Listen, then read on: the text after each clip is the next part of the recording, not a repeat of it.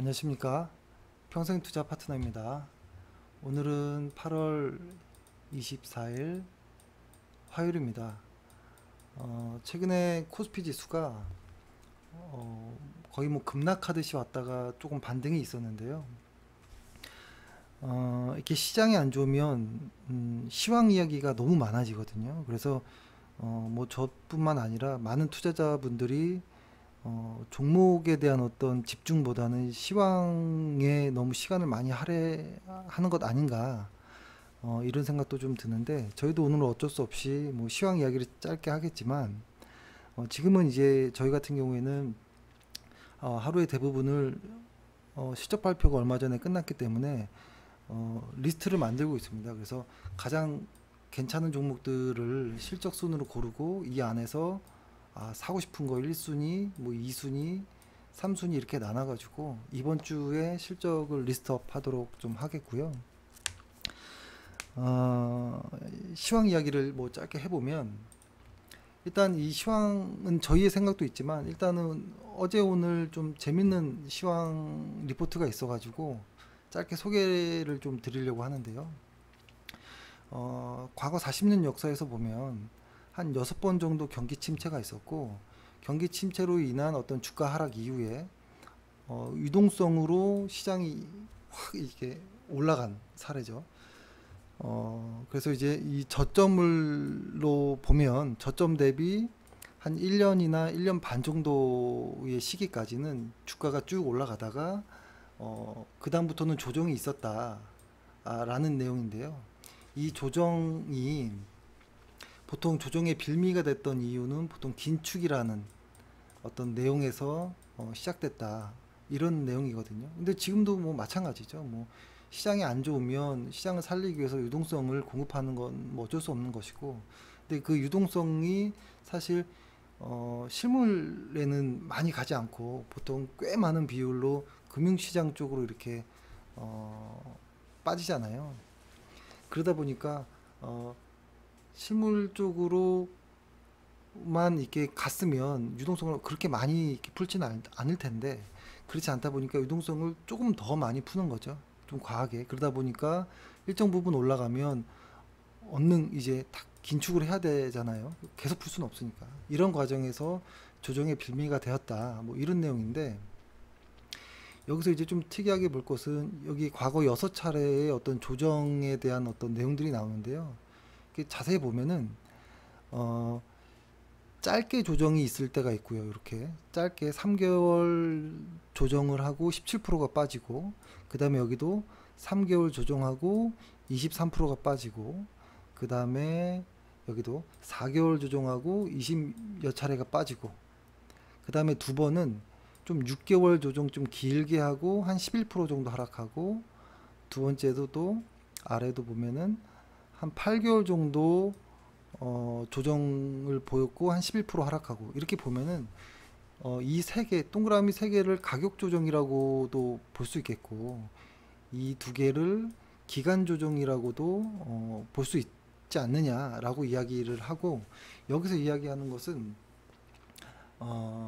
그리고 지금 현재 코스피 같은 경우에는 7개월 정도 하락했고, 7개월 정도 조정이 있었고, 1월부터 따지면 있었고, 현재 코스피 고점 대비해서는 한 저점까지 한 8% 하락한 거였거든요. 그렇죠? 그러면 조정이 다 끝난 것인가? 뭐 이렇게 생각을 할 수도 있는데, 여기서 이제 좀 더 재밌는 건 이런 내용이 있습니다. 보면은 어, 과거 사례를 좀 보면은 요것을 볼게요.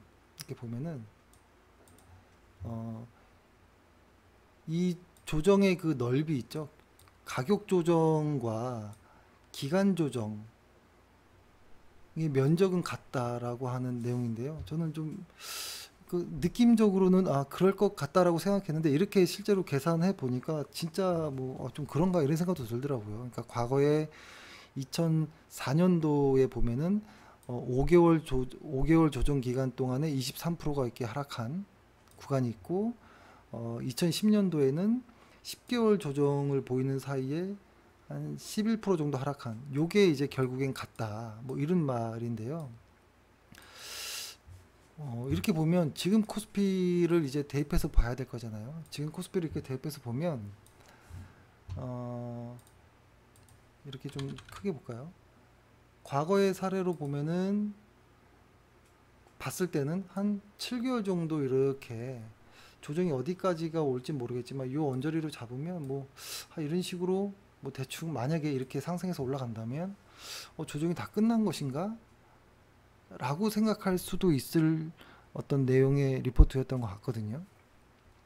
그래서 이랬으면 뭐 좋겠다. 만약에 또 한번 이런 내용이 이런 어떤 역사가 또 반복이 된다면 정말 신기하겠다 이런 생각은 듭니다. 근데 저희가 이제 실제로 이제 투자자 입장에서는 이거는 그럴 것이다라고 생각하는 것보다는 실행을 해야 되는 것이 필요하잖아요. 그렇죠? 근데 저희가 약간 좀 고민이 많았던 것 같아요. 예를 들어서 그러니까 뭐 어차피 시황이라는 것은 먼저 움직이는 것이기 때문에 기술적인 어떤 차트를 참고 안 할 수가 없는 부분인데 과거의 사례를 이렇게 좀 보면 이 200일 이평선을 이렇게 깨고 내려가는 이런 모습들이 상당히 좀 무서운 모습들이 좀 많이 나왔잖아요. 과거의 사례도 보면 그렇고. 근데 지금도 보면은 200일선까지는 왔거든요. 이렇게 쭉 왔는데 여기서 이제 반등을 하는가 이런 생각이 드는데 일단 저희는 과거에는 아마 기억나시겠지만 가장 최근의 거로 좀 이야기해 보면 저희는 요때부터 해서 포트폴리오를 거의 뭐 전체 매도하면서 했던 기억이 나는데 이번에는 저희는 매도는 안 하고 물량을 좀 줄이는 이런 과정을 택했죠. 그러니까 저희가 코덱스 200이라는 ETF를 꾸준히 한 2년 뭐 넘게 적립을 하면서 한 한 70% 정도는 매도했고 나머지 25% 정도는 현재 보유하고 있는데 그거를 이제 다 매도할 때는 꽤 많은 개별 종목들도 좀 매도를 하겠다라고 회원분들에게 말씀드렸는데 이번에는 그 25%를 매도하지 않고 일단 기다려 봤고 보고 오히려 최근에는 어떻게 저희가 실행을 했었냐면 어차피 저희 입장이니까요. 그러니까 이 뭐 소설이니까요. 근데 이제 저희는 그런 소설을 근거로 조금 실행을 해본 건데 조금 비쌌던 거는 매도를 하고 그러니까 어차피 좋은 회사이죠. 좋은 회사인데 좋은 회사는 맞는데 주가가 많이 올랐던 애들 혹은 이익 실현할 수 있는 애들은 이익 실현을 했고 그런 애들과 나머지 있던 현금들로 좋은 회사이지만 많이 빠졌던 애들을 추가 매수를 했고 오늘은 신규 매수까지 한 종목을 했죠. 그러니까 TCK라는 종목을 신규 매수도 했죠. 그래서 과거랑 좀 다르게 저희는 이번에는 이게 조정이 아닐 수 있지 않을까 이런 생각을 조심스럽게 했던 것 같아요. 근데 시장은 모르는 거니까 만약에 뭐 깨고 내려간다면 시장이 이게 아닌가라고 생각한다면 비중을 많이 줄일 생각인데 이번에는 이게 조정이 아닐 수 있지 않을까라는 생각을 좀 했던 것 같아요. 왜냐면 아까 이거 이렇게 사례를 보면은 요 과거의 요 사례들 있잖아요. 이렇게 쭉 왔다가 긴축이란 어떤 빌미로 조정을 보였던 이런 5번의 이런 사례일 때 보면 이게 지금 보이는 게 코스피인데요. S&P 500도 요 당시 때는 다 조정이 있었거든요. 근데 다만 가장 최근에 2019년 10월 거는 좀 기간 조정에 그러니까 한국과 비슷하게 미국도 좀 기간 조정처럼 이렇게 좀 이렇게 움직이긴 했습니다. 근데 한국뿐만 아니라 미국 역시도 요때는 다 같이 조정이 있었는데 이상하게 올해는 이번에는 한국 증시의 조정이 조금 있었던 거죠. 그러니까 8%면 사실 뭐 조정이라고 보기도 좀 애매할 수 있을 정도인데 좀 이게 며칠 사이에 갑자기 빠지니까 좀 이거 혹시 조정인가 이렇게 생각했던 건데 이상하게 오려면 미국과 한국이 같이 와야 되는데 한국은 이렇게 보면은 최근에 조정이 이렇게 나왔는데 미국 같은 경우에는 ETF로 다 볼게요. 보면은 미국은 전혀 조정이 없거든요. 그러니까 미국 이렇게 보면은 그대로 한번 그려볼게요. 이렇게 그대로 보면 이렇게 오는 사이에 한국 증시는 너무 차이가 많이 나죠. 그죠? 이 많이 오른 것에 대한 어떤 좀 되돌림인가 이런 생각이 들 정도로 좀 다르죠. 그래서 저희는 왜 그러니까 진짜로 긴축을 해서 조정을 보인다면 미국도 좀 조정을 받아야 되지 않을까라는 생각을 했던 것 같은데, 왜 계속 조정이 안 이루어지지? 이런 생각을 하면서 혹시 이번에 코스피의 조정이 조정이 아닌가? 단순하게 한국을 파는, 그러니까 조정이 아니라 반도체 쪽의 어떤 수급 이슈인가라고 생각을 좀 조심스럽게 하는 것 같아요. 그래서 그런 내용들 때문에 지금은 종목을 매도 막 뭐 현금을 이렇게 만들려고 했던 게 아니라 오히려 많이 빠진 애들을 더 추가 매수한, 최근에 그죠, 많이 했잖아요, 종목들을. 그런 내용들이 좀 있습니다. 근데 이건 역시도 사실 어떻게 보면 위험할 수 있는 내용일 수도 있어요. 위험할 수도 있는. 근데 저희가 좀 용감하게 추가 매수를 했던 이유는 실적이었던 것 같아요. 실적을 보고 실적이 너무 괜찮은데 왜 빠지지? 이런 생각을 했던 것 같거든요. 과거 역사에서 가장 믿을 수 있는 것 하나는, 실적이 이렇게 우상향한다면 주가는 변동성은 더 실적보다 크겠지만 실적에 수렴하는 것이라고 보거든요. 그러니까 이렇게 되는 거죠. 실적이 우상향하더라도 주가는 하락할 수 있다라는 것이죠. 이거는 어쩔 수 없는 것이고, 내가 매도하지 않고 오히려 추가 매수하면 좋은 기회가 될 수도 있는 상황이잖아요. 그래서 혹시 지금이 이런 상황은 아닌가라는 생각을 했고요. 특히 오늘 TCK라는 종목, TCK라는 종목은 오늘 1차 매수를 했는데, 만약에 여기서 뭐 한 10%가 더 빠진다, 그럼 또 2차 매수를 할 거고요. 만약에 10%가 더 빠진다, 그럼 3차 매수를 할 거고, 이 3차 매수일 때는 꽤 많은 비중으로 매수를 할 마음이 있을 정도입니다. 왜 그러냐면 이 회사는 뭐 다들 아시는 회사일 거예요. 카페에도 썼던 것처럼 TCK, 뭐 리노공업 이렇게 딱 이름 들어보면 다 아는 회사잖아요. 왜 다 아냐면 엄청난 영업이익률과 ROE 때문에 그렇거든요.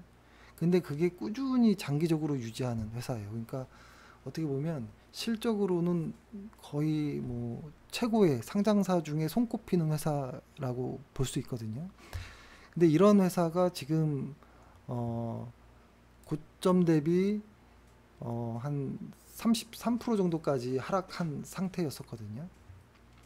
근데 이 회사가 보면은 과거에도 보면 뭐 당연히 좋은 회사여도 반토막 가까이 날 적이 있었거든요. 근데 이 회사가 최근 거의 데이터로만 보면 2019년 정도만 영업활동 현금 흐름과 FCF가 좀 감소했고, 사실 계속 꾸준히 증가하는 회사였죠. 뭐 매출은 뭐 볼 필요도 없이 꾸준하게 증가했고, 2019년도에 증가는 했지만 소폭 증가하는, 그다음에 영업이익도 꾸준히 증가하다가 2019년도에 소폭 증가하는 요 정도이긴 했죠. 영업활동 현금 흐름도 2019년도가 조금 살짝 줄어드는, 하지만 그래도 360억 정도를 냈고, 근데 FCF는 20억으로 많이 줄었는데, 이거는 이제 캐펙스가 그 전년도보다 3배나 증가했기 때문에 그랬던 것이고, 그것은 이제 시간이 지나면서 다 회복하는 이런 과정들이고, 아무튼 19년도를 제외하고는 사실 19년도의 실적도 뭐 나쁘다라고 볼 수는 없는 거거든요. 19년도가 그러니까 매크로 이슈가 아닌 실적 이슈만 가지고 19년도에 하락했을 때는 한 35% 정도 하락했거든요. 뭐 2018년도나 2020년도 코로나 때나 요때는 이거는 이제 매크로 이슈였던 것이고 실적으로 빠졌던 거는 30 몇 프로였거든요. 근데 올해는 실적 이슈도 아니고 매크로 이슈도 아닌 것 같은데 33%까지 하락했다라면 이거는 좀 받아들이기 좀 힘들지 않나. 다만 이 회사는 ROE가 워낙 높게 유지되다 보니까 PBR도 높고 뭐 PER도 높고 뭐 그렇죠. 근데 이제 성장주의 개념으로 봐야 되니까요. 어, 근데 사실 성장주 요 이야기는 뭐 나중에 한번 또 들을 내용이 있겠지만 가치 투자자라고 하는 사람과 성장주 투자자들이 저는 같은 내용이라고 봐요. 성장주를 투자하는 사람과 가치 투자하는 사람. 근데 저희는 사실 요쪽에 좀 맞다라고 보는데 사실 내용은 같은 거거든요. 뭐냐면 가치 투자는 미래를 예측하지 않고 과거에 확정된 실적과 주가를 비교해서 주가가 실적보다 싸면 매수하는 것이죠. 근데 성장주는 과거의 실적, 그러니까 저희 입장에서는 과거의 실적에다가 플러스 미래의 예측 실적까지를 보는 거예요. 그래서 특히 이제 비중은 어디를 많이 두냐, 이거는 뭐 좀 디테일한 내용이니까 다음에 말씀드리겠지만 미래의 실적까지도 감안해서 현재 주가를 보기 때문에 결국엔 가치 대비해서 주가가 싸다면 실적 대비 싼 주가를 사는 거로 보면 가치 투자자나 저희 입장에서의 성장주를 투자하는 사람들이나 사실 뭐 좀 비슷하지 않나? 저는 이렇게 나름대로 생각했던 거거든요. 근데 그런 어떤 성장주 투자자의 어떤 입장에서 본다면 성장이 앞으로도 계속될 회사이기 때문에 뭐 여러 가지 뭐 내용들이 있는데요. 그건 나중에 말씀드리더라도 크게 뭐 실적 이슈도 없고 매크로 이슈인지 아닌지도 모르는 상황에서 주가가 이렇게 많이 빠졌다. 그러면은 분할 매수로 한번 들어가 볼 수 있지 않을까라는 생각에 매수를 한 거고요. 여기서 하나 더 말씀드리고 싶은 거는 주가가 하락하는 이런 구간들이 분명히 있습니다. 과거를 이렇게 보면. 그렇죠?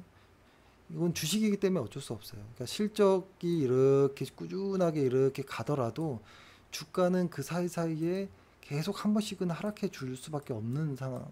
이건 어쩔 수 없는 주식의 어떤 변동성으로 인한 것이잖아요. 그렇죠? 근데 여기서 이제 생각해야 될 게 주가가 하락한다고 최근에 제가 회원분들에게 전화 많이 받은 것 중에 하나가 내가 가진 종목이 하락하는데 이걸 팔아야 되느냐 말아야 되느냐라는 문의가 제일 많았거든요. 주가가 하락하는데 팔아야 되느냐 말아야 되느냐를 결정할 수는 없는 것이고 요 뒤에 숨은 실적을 확인해야 되는 것 같더라고요.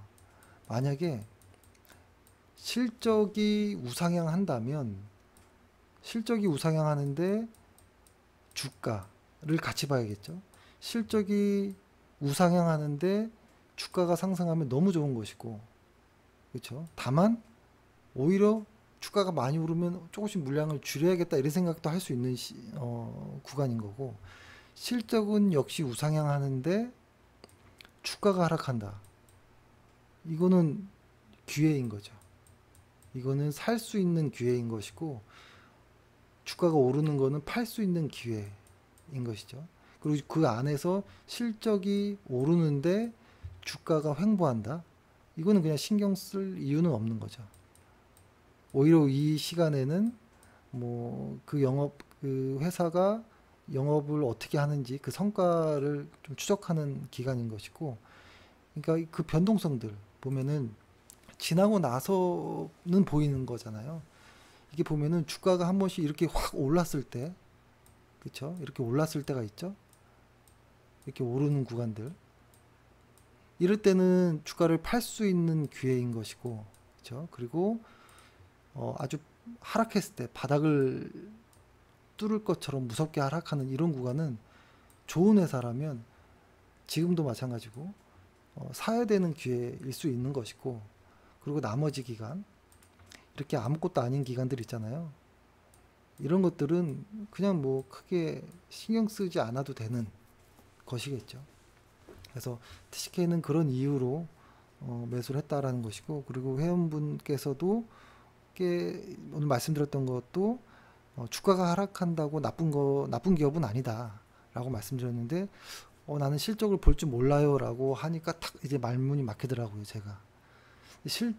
그렇죠. 그래서 근데 뭐 실적으로 보고 투자하는 사람도 있고, 뭐 수급으로 하는 사람도 있는데, 저희는 실적으로 보기 때문에 실적을 토대로 이야기를 드렸던 것이다 라고 한번 말씀을 드리겠고요. 그리고 이제 반대로 한번 뒤집어서 생각해 보면, 실적이 있고 주가가 있다라고 해보면, 아까 실적이 상승할 때는 얘기했잖아요. 그러면 실적이 하락할 때를 보면은, 실적이 하락할 때 주가가 상승할 때가 있고, 실적이 하락하는데 주가가 하락할 때가 있죠.